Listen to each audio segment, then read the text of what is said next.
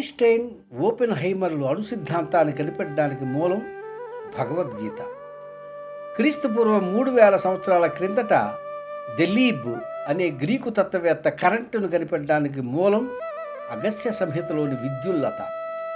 Right brothers విమానాన్ని కనిపెట్టడానికి మూలం భరద్వాజుని వైమానిక శాస్త్రం.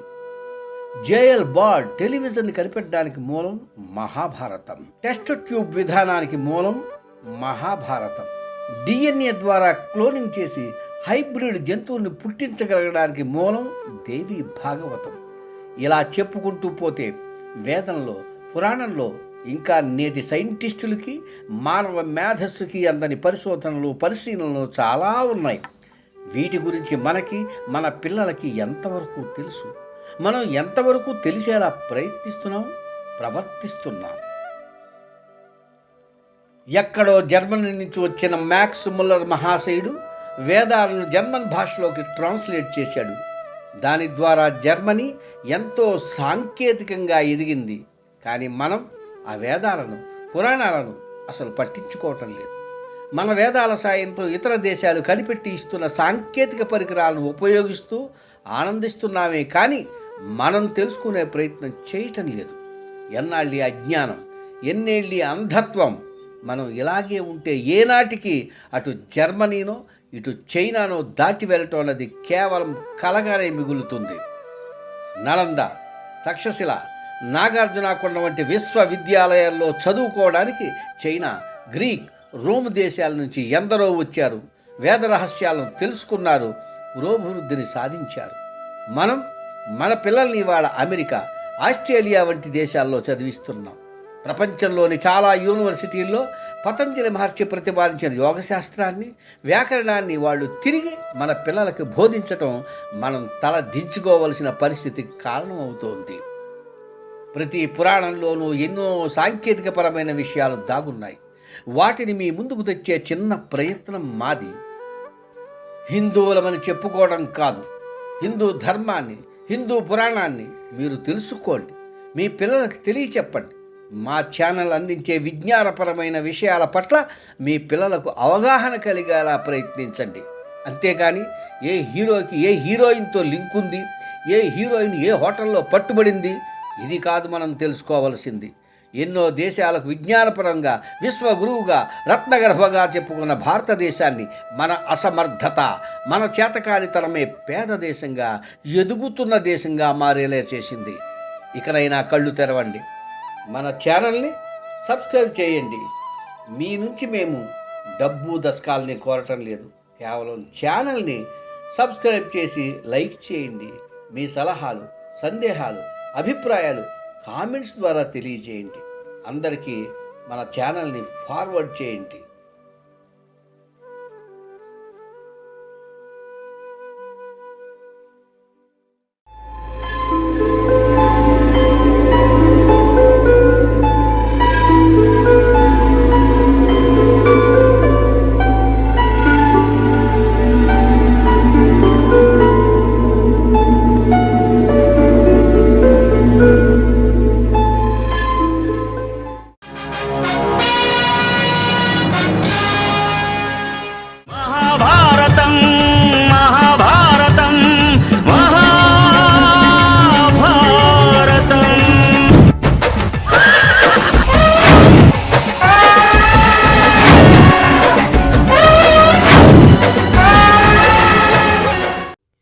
వాగ్దేవి ఉవాచ. ఒక మంచి మాట. ఆజ్ఞా కీర్తి పాలనం బ్రాహ్మణానాం దానం భోగో మిత్ర సంరక్షణంచ యేషామేతే షడ్గుణాన ప్రవృత్తాః కో అర్థస్తేషాం పార్థివోపాశ్రయేణ. దుర్మార్గులను శిక్షించడం, సన్మార్గులను రక్షించడం, మంచి కీర్తిని సంపాదించడం, బ్రాహ్మణులు, గురువుల యొక్క ఆజ్ఞను పాటిస్తూ పరిపాలించడం, దానము ఎవరికి చేయాలి, ఎవరికి చేయకూడదు అనే విచక్షణ కలిగి ఉండడం, చక్కని విహారయాత్రలు చేయడం, సకల భోగాలను పొందగలగడం, ఆపదలో ఉన్నవారిని, స్నేహితులను కాపాడడం వంటి గుణాలు లేని రాజులను సేవించుట వలన ఏమాత్రం లాభం లేదు. శుభం భవతు.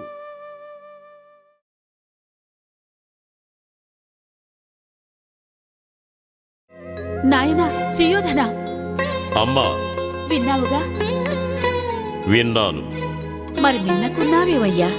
వారడిగిన 5 ఊళ్లను ఇస్తే ఈ అఖండ భారతావనిలో నీకు లోటే ఉంది చెప్పు. అలాగే ఇస్తాను.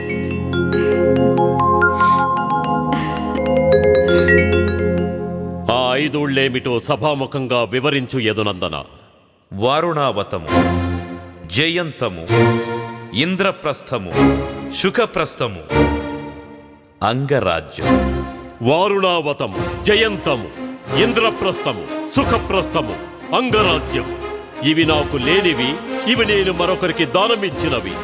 వాటిని నేను ఇవ్వలేననేగా వారు వాటిని కోరినది. ఇవి సంధి పొసగు మాటలా? సమరానికి సరిపడే మాటలా? అంగరాజ్యాన్ని ఈ రాధేయునికి ఏనాడో కట్టబెట్టానన్న సంగతి వారికి తెలియదా? పాండవులు యాచించారు, కృష్ణుడంతటి వాడు వచ్చి కోరాడు. కాని సుయోధనుడు ఇవ్వలేదన్న కళంకం అంటకట్టడానికే ఈ రాయబారం. 5 ఊళ్ళిమ్మని అర్థించిన వారు నేను ఇచ్చినవి పుచ్చుకోవాలే గాని వారు కోరకూడదు కదా. వారు కోరినవి ఇవ్వని నాడు ఈ సంధి పొసగదు కదా. సుయోధన, ఏదో ఒక విధంగా సంధిని, సామరస్య భావాన్ని చెడగొట్టి అకారణ రణానికి మార్గాన్ని సుగమం చేయకు. వచ్చినవాడు పరంధాముడు. తగిన విధంగా సత్కరించి రాబోవు యుద్ధాన్ని వారించి కురువంశానికి రాబోయే అరిష్టాన్ని, అనర్థాన్ని నివారించు. వంశం కోసం వయసంతా ధారపోసిన నేనుండగా అన్నదమ్ముల బిడ్డలు కత్తులు దూసుకుని నరుక్కుంటుంటే పితామహుడు చూస్తూ ఊరుకున్నాడన్న అపఖ్యాతి నాకు రానియకు. సుయోధన, ధర్మబద్ధంగా, న్యాయసమ్మతంగా వారడిగిన 5 ఊళ్ళు నీకు లేవని, నీవు దానమిచ్చినవని చెబుతున్నావు. ఇది సంధి పొసగే మార్గం కాదని ఇందరి ముందు వాదిస్తున్నావు. నా రాయబారాన్ని వమ్ము చేయాలని చూస్తున్నావు.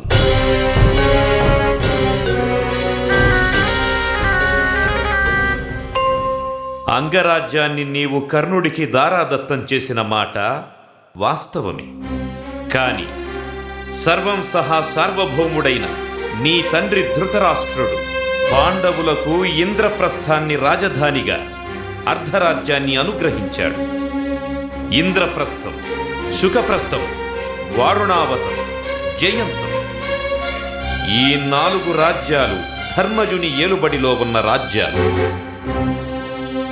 ఈ 4 జూదంలో ఓడిపోయేంత వరకు ధర్మజుని పాలనలోనే ఉన్నాయి. జూదక్రీడలో ఓడిన నాడు 12 ఏళ్ల అరణ్యవాసం, 1 సంవత్సరం అజ్ఞాతవాసం చేయాలని నియమాన్ని విధించుకున్నారే కాని వారా రాజ్యాలను శాశ్వతంగా వదులుకోనూ లేదు, మీ హస్తగతము చేయనూ లేదు. మరి నియమాన్ని ఉల్లంఘించి వారి రాజ్యాలను వారికి అప్పగించి ఉండవలసిన తరుణంలో నీవెలా వాటిని ఇతరులకు దానం చేశావు? ఇది అనవసర రణానికి, ఎందరి అకారణ మరణానికో దారితీస్తుందని నువ్వు గ్రహించలేదా? లేక పాండవుల రాజ్యాన్ని నువ్వు దారాదత్తం చేస్తున్నప్పుడు సార్వభౌముడు కూడా ఆమోదముద్ర వేశాడా?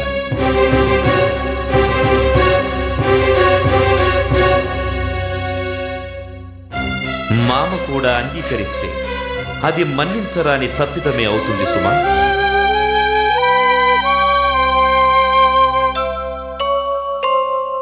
గోపాలకృష్ణ, నువ్వన్న దాంట్లోనూ యథార్థము లేకపోలేదు. కానీ ఇక్కడ కురువృద్ధులు, కురుకుల బాంధవులు, చివరికి జగన్నాటక సూత్రధారివి నువ్వు కూడా గ్రహించని మర్మం ఒకటుంది. బాబా, నేను చిన్నవాడను, నీ మేధా సంపత్తి ముందు సరితూగనివాడను, ఏ మాయలు మర్మాలు తెలియని అమాయకుడను.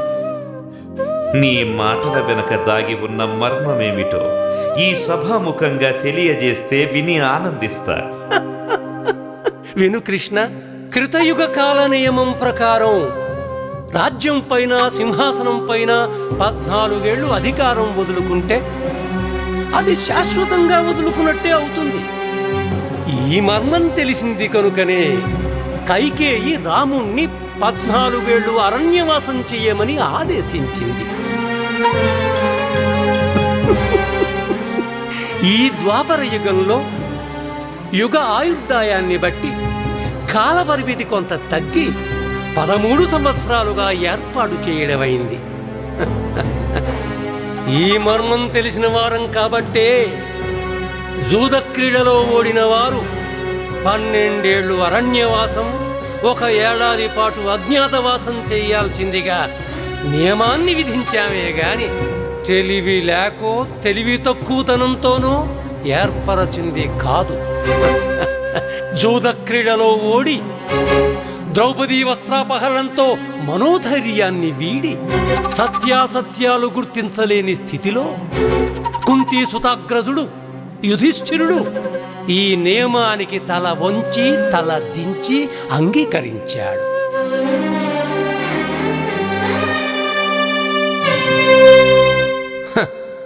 అజ్ఞాతవాసాన్ని భంగం చేయాలనే మా ప్రయత్నం అధిక మాసం అడ్డు తగలడంతో విఫలమైంది.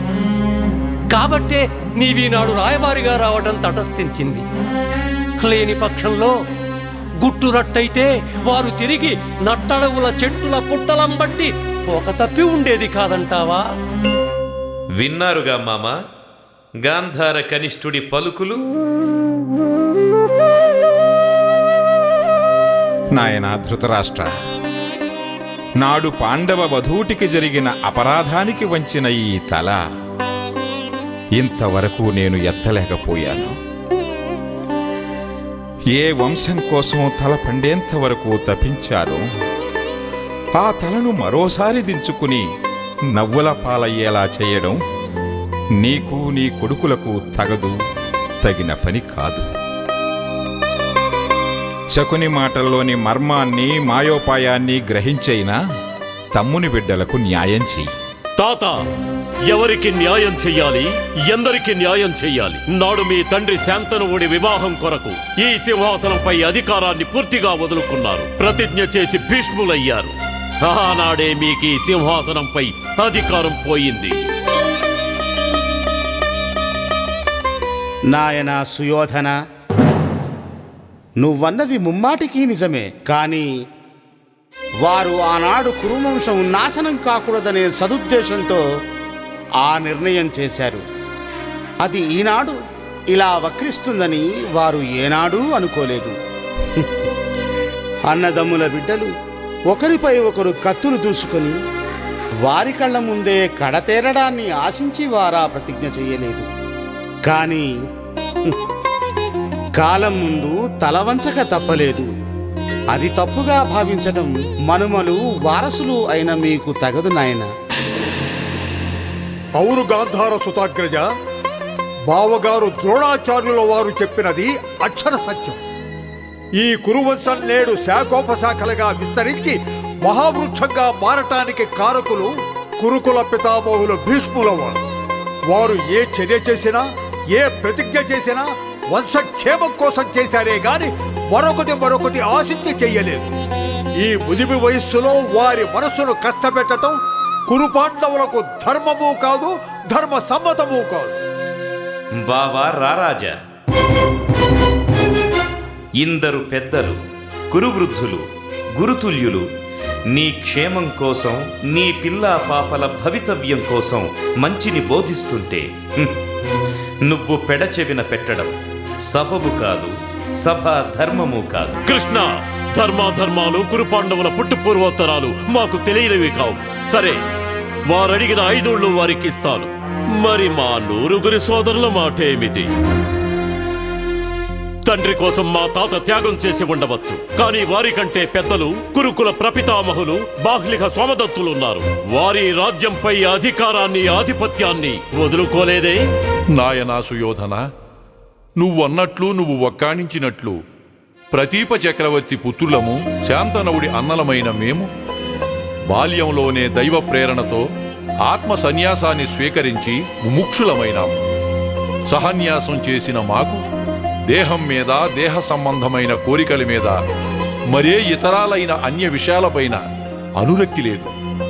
ఈ కురుసింహాసనంపై అభిలాష, ఆపేక్ష మాకే ఉన్నట్లయితే మేము ఆనాడు కడపటివాడైన శాంతనవుడికి ఈ సింహాసనంపై ఆధిపత్యం ఇచ్చి ఉండేవారము కాము, నేడు ఈ సమస్య ఉత్పన్నమై ఉండేదీ కాదు. సర్వసంగ పరిత్యాగులమైన మేము కురు సింహాసనానికై జరుగుతున్న ఆధిపత్య పోరులో మేము కూడా భాగస్వాములం కావాలని కోరుకోవటం ఆత్మ సన్యాసత్వాన్ని అగౌరపరిచినట్లవుతుంది. అందుకు మేము అంగీకరించాం, మేము సిద్ధపడం. అవును సుయోధన, మునిమనవడవైన నువ్వు కురుకుల పెద్దలము ముత్తాతలమైన మా మాటను శిరసావహించటం నీ ధర్మం, నీ కనీస కర్తవ్యం. అడుగుతున్నవాడు ఈ 7 లోకాలను శాసించగలవాడు, 7 లోకాలకు పూజనీయుడు. ధర్మసమ్మతంగా న్యాయబద్ధంగా పాండవులకు అర్ధరాజ్యం కాకపోయినా పరంధాముడు కోరినట్లు 5 ఊళ్ళైనా ఇచ్చి నీ జన్మ సార్థకం చేసుకో. ఏ అభయహస్తంతో లోకాలను దీవిస్తున్నాడో ఆ హస్తం పైన నీ చేయి ఉండగలగటం నీ జన్మకే గర్వకారణమవుతుంది. ఇంతటి భాగ్యం, ఇంతటి అదృష్టం ఆనాడు ఏనాడో బలిచక్రవర్తికి సిద్ధించింది. విశ్వవ్యాపకుడైన త్రివిక్రముడికి 3 అడుగులు దానం చేసి బలి శాశ్వతత్వాన్ని చిరంజీవత్వాన్ని పొందాడు. ఈనాటికి ఆ అదృష్టం నీకు సంప్రాప్తించింది. సిరిరా మోకాలు అడ్డినట్లు కురువంశానికి లభించబోతున్న భాగ్యాన్ని నువ్వు కాలదన్నవు. కాలుని మ్రోలకు కౌరవులను సాగనంపం. నీ తల్లి గాంధారికి గర్భశోకాన్ని మిగల్చకు నాయనా. వాసుదేవుని మాటను మన్నించి కురువంశ యశస్సును శ్రేయస్సును దృష్టిలో ఉంచుకొని భీష్మ ద్రోణ కృపాచార్యాది నీ మేలుకోరు వారందరి మాటలు మన్నించి పాండవుల రాజ్యాన్ని పాండవులకు పంచి ఇచ్చి రారాజు వన్న నీ సురుచిర కీర్తి నేల 4 చెరుగులా గుబాళించునట్లు ప్రవర్తించు. ముత్తాతగా నా మాటను మన్నిస్తావో, ఈ వృద్ధుడి మాటలు మన్నించటం ఏమిటి అని పెడచెవిన పెడతావో నీవే నిర్ణయించుకో. నీ నిర్ణయం భరత వంశ భవిష్యత్తును నిర్ణయిస్తుంది. అది తేల్చుకో, అదే తేల్చుకో.